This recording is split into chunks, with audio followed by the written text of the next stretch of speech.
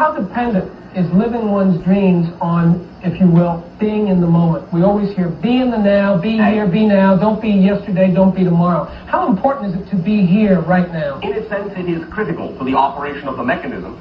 For if you are, let us say, living in the past, if you will, living in the future, if you will, not living in the present, then all the things you could be attracting to you will not be able to find you.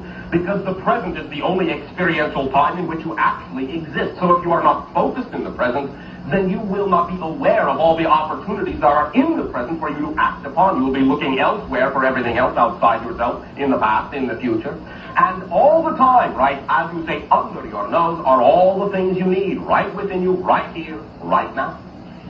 When we look at the concept of time, some people say time is sequential and linear, and then of course there's the argument, which I think is now becoming very popular, is that actually all time already exists. All events have already taken place, so rather than being in linear sequence, they've already all happened. It's just our perceptive understanding of them. Well, yes, in a sense, although your nomenclature that they have already happened is also a linear frame of reference, because they are all happening all the time, right now, simultaneously, forever.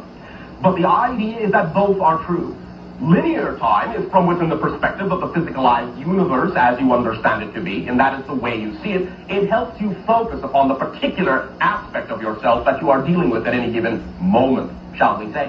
Whereas on different levels where that time constraint is not so critical, then you have a broad overview that allows you to know that much of what you may have thought in physical reality took place one after the other in terms of events, are actually not sequential, but actually are all simultaneously existent. Let us use the analogy, if you will, of the communication form that you are dealing with today, perhaps what you might call your video or your film analogy.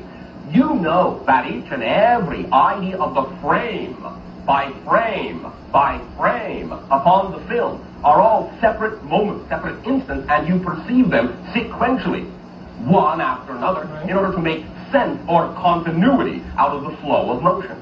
But you, in living in the frame, perhaps, are not aware of the frame about to come up, do not have a real strong perception of the frame that has already passed by. You are only immediately aware of the frame you are in. However, when you, as the, let us say, filmmaker, which is what you are, the creator of your reality, step back and look at all the frames laid out below you, well, you know that even though each and every experience in every frame is a discrete experience in sequential order, as a filmmaker, you know that the whole film exists all at once. All the frames are there, right?